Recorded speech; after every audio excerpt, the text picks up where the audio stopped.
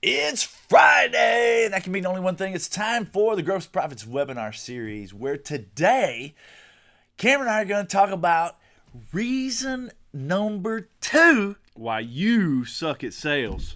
Stay with us. Hi, folks. I'm Sean Crabtree. And I'm Cameron Bailey. We don't want to change the way we do business. We want to change the way you're thinking about your business. We want you to have better results, happier clients, and make more money.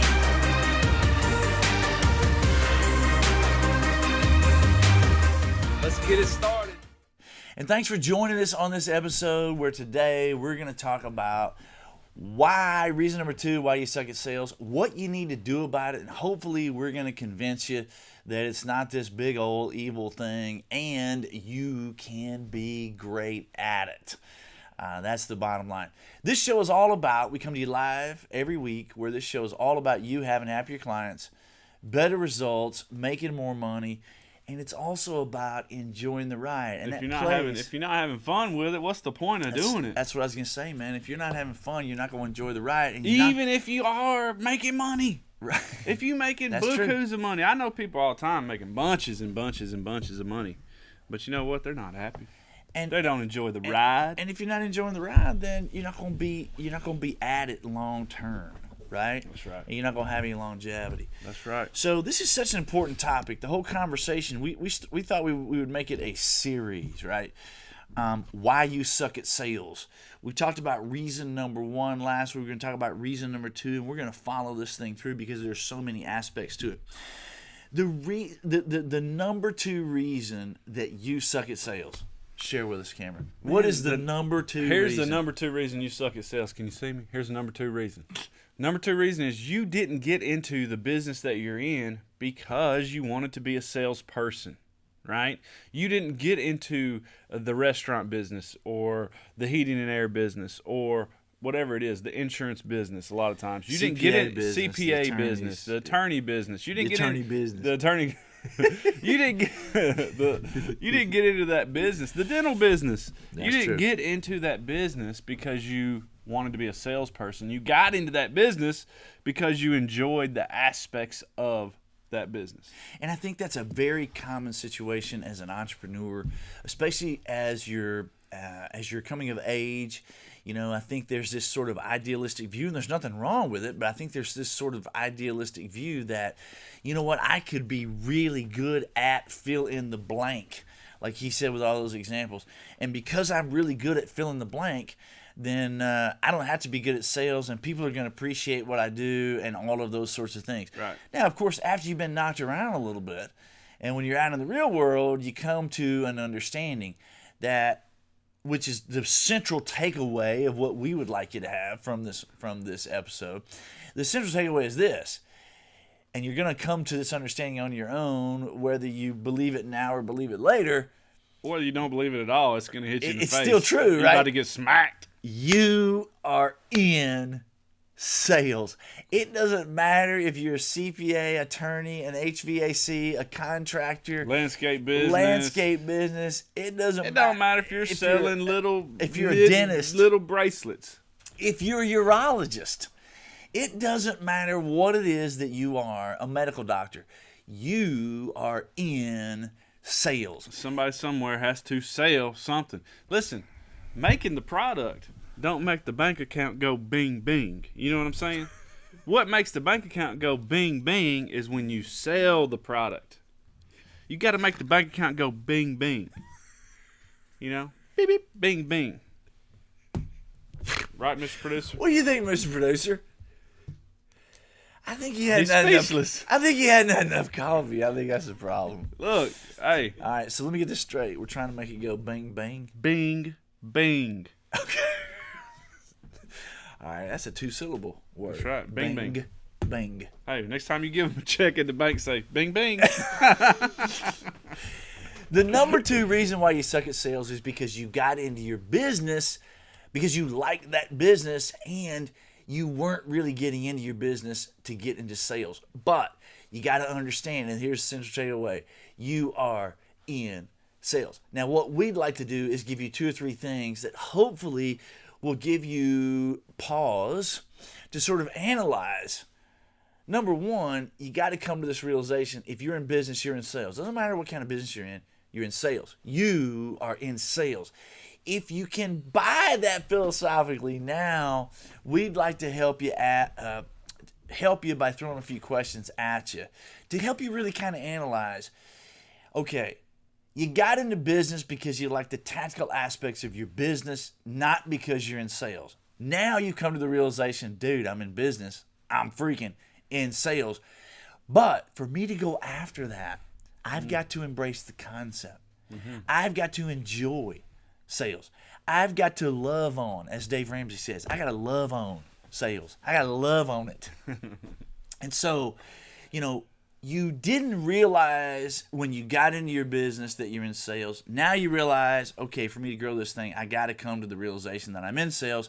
How can you embrace that concept? What would you say, Man, Mr. Bailey? I mean, the number one way that I can embrace that is I got to realize that I'm in sales, and I got to realize that that is what I do, just like you said.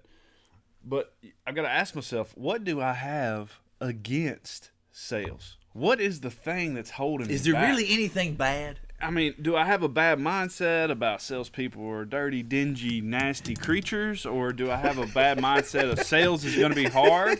Or, you know what I see a lot of times? Dirty, dingy, Yeah. nasty creatures. Make the bank account go That- bing, bing. That means you're a dirty, dingy, nasty creature. Oh, I'm the nastiest of the nasty. I'm the you and I dirtiest of both the are dirty. just dirty, nasty. I'm dirty, dingy. nasty. Hey, I make that bank account go bing, bing, now.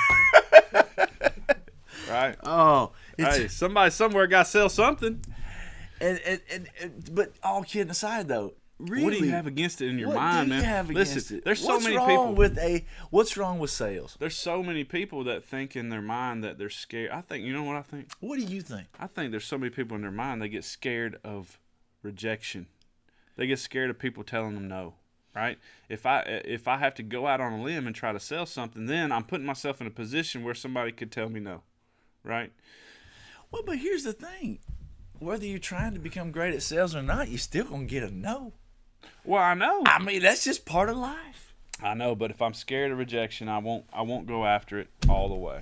Well, here's the thing that I have seen over and over and over again. You know what my dad used to say? What'd your dad used to say? When Talk to me. I first got into sales, this is a Ron Gottiism. When I first got into sales, he said, "Listen, worst thing that can happen, they can tell you no, right? Can't eat you. He said they can't eat you, Can't kill you. they can't kill you. He said they can't take away your house. He said the only thing that can happen is they can tell you no. That's and he a good said the no is just an avenue to a yes. And he told me that when I was, 22 years old, man. I think one of the biggest challenges that I've seen over the last 21 years in working with clients all over Canada, the Caribbean, and the U.S., I think the biggest thing that I see is when it comes to people not embracing the idea of sales is just what you said. They do have a bad picture of a salesperson. Now, when you Right. break that down, though, and you put reality to it, and you try to go, okay, but really, what is it, Well, and I've asked people this question before. What is it you don't like about the profession of sales or a salesperson? Well, and here's what I usually get. I always think of like the car salesman.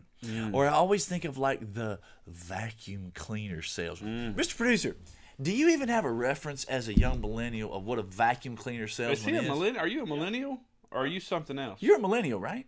I don't know. I think I'm in. He said, "Don't put me in a box." That's what he said. You're gonna have to Google that. I think what's the new But new thing is not millennials. It's what? Generation Z or something. You are Gen Z.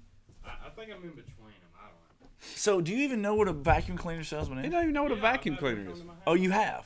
All right, so you know what I'm talking about. I didn't know if that was an old-fashioned thing or not, but I think when I asked So this question, you've seen the demo.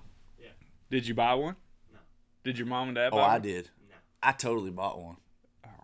You're easy pickings. No, dude, it's a great product. I'm a hard close. I'm But, so but, hard to but close. lest we digress, Okay. when I ask these questions, I think those are the kinds of, images that come to mind. Is the pushy, as you said, dingy kind of person. But when you put reality in that, you start asking yourself some questions. You know what? there may be some pushy salespeople out there that sell vacuum cleaners or cars or whatever. But you know what? There are dingy people in every single business out there. And they don't necessarily, have to be in sales. There are dingy people in every scenario, and it's not specific to the profession of sales. I can tell you that for me, and being somebody who's been in sales my entire life, I look at it like I wear it as a badge of honor. Yeah. I really do. Being a great salesperson gives you the opportunity to help people at the very highest level. You know, being a great salesperson is somebody who can solve problems at the very highest level. Skills that last a lifetime, man. I understand that there are bad people out there in sales, but there are bad people in fill in the blank profession all over the place. So it's not the sales profession itself. The other thing I get is people are afraid if they get past this sort of analogy of a vacuum cleaner salesman, a car salesman. The other thing is they don't. This is what I've experienced. They don't want to come across as just pushy, like they don't want to come across as manipulative, and so that fear of being perceived as that holds them back from learning the skill of being a professional salesperson. And, you know, I don't know what you would say to that. I can tell you in working with people for years and years and years, I can tell you there's two things here. Number one, if you're afraid of how you're perceived, I don't know what you would say about this. Here's what I've learned. If you are afraid of being perceived as pushy, then even when you try to attempt the steps of a selling process, you're holding yourself back, and guess what happens? You are perceived as being pushy. I don't know if that makes any sense the way I just said it. Did you follow that, Mr. Producer? But he said, yeah, but I don't think he did. Nah, he didn't follow it. Again, he's a Generation X or Zer. I don't know if what I said makes any sense, but I can tell you, if your biggest fear is coming across as pushy or manipulative, I can tell you, you will hold yourself back. And actually, the very thing that you're afraid of will happen because you're not putting your heart into it. You're just trying to implement steps, and you're trying to be guarded in the process. And I'm telling you, it happens that way, and you come across as being manipulative and all of that. What I would tell you to do is this. Number one, get clear. As we said a moment ago, you are in sales. Get yourself some references for that. You know, yes, there are dingy salespeople, but there are dingy people in every profession, so it's not sales that you need to be wary of, right? Number two, if you're afraid of becoming being perceived as manipulative or pushy, then get with somebody like us who can help you insert your heart into a systematic process that can be yours. And listen, if you're coming across in this scenario with this kind of training that we're talking about doing, if you're coming across as pushy and manipulative, it's just that you're pushy and manipulative. That's just the bottom line. Yeah, and you're just a pushy, manipulative person. Sean, what would you say to people out there that listen to this that are maybe entrepreneurs or they're in some type of role where they have to be proficient at sales? What would you say about how do you get started? I've never been in sales. So I started a new business, right? I was a school teacher before, right? And now I've started a new business, and now I have to go out and generate clients, generate leads, close deals. How would I get started? How would I get started if I was just out there by myself?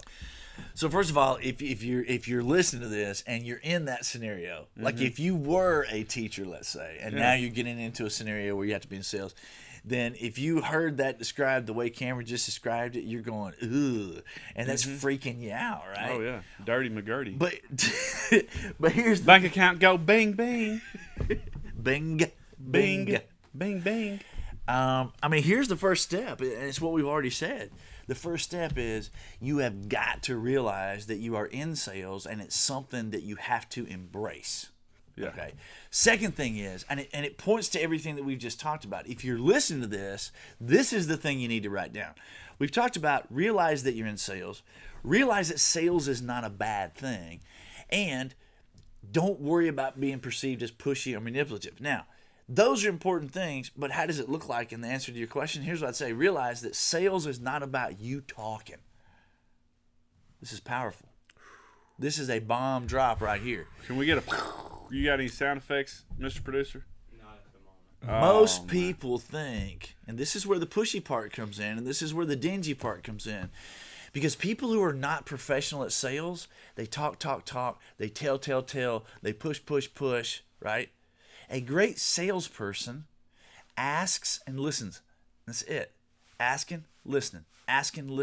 Now let me ask you something. If you're listening to this, is there anything that is more comfortable than knowing that you're just asking and listening? I mean, it's as simple as making a friend. It's as simple as, developing relationships. I mean, you're asking and you're listening. You're asking and you're listening. If you're telling and talking and pushing, that's not a salesperson. That's dingy. I got somebody I know right now personally, Uh-oh. and they think You they gonna release their names? Oh no, they think they are the bomb at sales. Oh, so you're talking about, I don't mean to toot my own horn. But toot. yeah. They think they are. They think they can. In other words, they think they can close it down. I'm not one to toot my own horn. Toot. I mean, listen. Is that the attitude? You want to compare yourself to me? Is, I've been around. is that the attitude? That's the attitude. Yeah. So what about this person? All they do is talk, Talk. trying to convince. Push. Selling is not trying to convince somebody that Telling. they need something. All right? Selling ain't telling. Exactly. Selling is asking. Asking questions. Selling to is nothing find more out. than making a relationship. It's nothing more than being a great friend. What is a great friend? It's somebody who listens to what kind of challenges you've got and helps you get to a solution. Dude, that's sales. That's it. What kind of questions would you ask, though, Sean? What and how?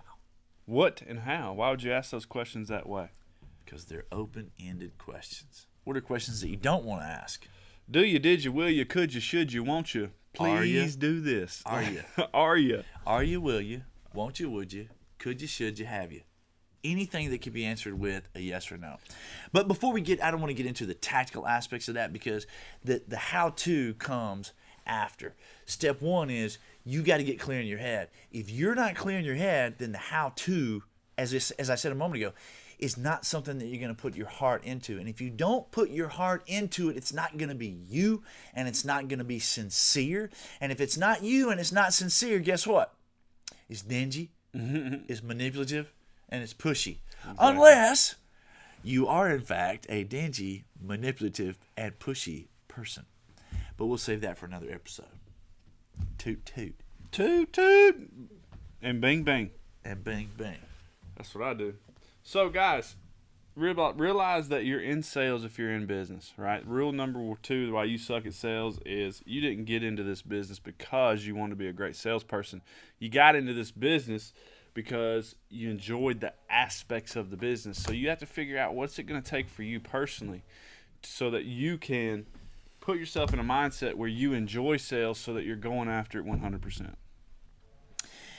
You're gonna get to this place if you're listening to this on your mobile phone, which, by the way, we have just found out that the majority of you who do listen On or your watch mobile us phone. are doing it on the mobile devices, which blew me away to the tune of like 98%. That's Isn't because that right, Mr. Producer? he's a generation what? 98%, which means that the majority of the people who are listening to this and watching this are driving down the road or walking around, looking at your phone or whatever. You're not. When was the last time you looked at the computer? Besides like an email or something. No, I mean I understand that. That blew me away. So if you're driving around, you're listening to this, you're thinking, man, all of that sounds, really good. But at the end of the day, I'm kind of comfortable and kind of happy that I don't view myself as being in sales. Listen, you're gonna get to this place on your own, whether you believe us now or whether it happens down the road. You, my friend, are in sales, period. And the quicker you come to that realization, then the quicker you can begin to embrace and hug on and love on how it is that you need to be to become a great salesperson. There's a reason, and I say this all the time, there's a reason that professional salespeople make more money than anybody else on the planet, because it's a profession. And because people love those who can help them solve problems. And that's what a professional salesperson does. You got to embrace the concept. This is, the title of this is the number 2 reason that you suck at sales. Not embracing it and not coming to the realization that you're in sales is kind of the basis for everything else. I mean, Right. Everything flows from exactly that. You can't learn the steps to creating value, or the steps to how to ask open-ended questions, or the sales process. You can't learn that until, number one, in your mind, you're clear that, hey, I am in sales. So the first thing you got to do is accept the realization that you're in sales. Number 2 thing you got to do is, as we talked about a moment ago, create some references for yourself. You know what? Ask yourself some great questions. Is it that I really don't like sales? Or is it that I just have some bad pictures of some previous salespeople in my head? And then break that down and realize that, you know what? Let me get over that, because there are bad salespeople just like there are bad judges, attorneys, lawyers, dentists, medical doctors, urologists. Very bad. That's so bad. And so, I spoke to a group of urologists several years ago in Omaha, Nebraska. And at the University of Nebraska, they're in Omaha. Tough crowd, I'm going to tell you. And they could not get past this idea that they are in sales. I think we got through to some of them, but not all of them. So get some new references, right? Ask yourself and really dive in. Is it sales that's a bad thing, or is it just that I have some bad references? And get clear on that. If you need references from us, go to thecrabtreegroup.com. Give us a call. Send us an email. We'd love to help you out. I don't care what kind of business you're in. If you're in any kind of entrepreneur-based business, you're in sales. And if you want to run some ideas by me or Sean, we'd be happy to support you. The number 3 thing we talked about is this. Get past this worry that you're going to be perceived as manipulative or pushy. And the reference for those are this. Number 1, you're only going to be perceived as pushy and manipulative if, in fact, you are pushy and manipulative, not because of a sales process, okay? That's just not going to happen. You are who you are. And a great reference for that is professional salespeople don't tell, they ask. They ask. Open-ended questions. And if you're asking open-ended questions, how are you going to be perceived as pushy? That's pushy. Impossible. Can't be. And then I think we also talked about your friend who says, what does he say? I'm not one to blow my own horn. But toot toot. Toot toot. There's the horn. Here it comes again. So hopefully this has been meaningful for you. You, my friend, are in sales. Like Cameron said, if you need some references, if you need some training, reach out to us. You can find us at thecrabtreegroup.com. Send us a direct message. Send us an email. We're always happy to help, whatever it is that you need. And that's why we do this show every single week. It's about you having happier clients, better results, making more money, and enjoying the ride. Thanks for joining us on Growth Profits. We'll see you same time, same channel next week. Have a good week.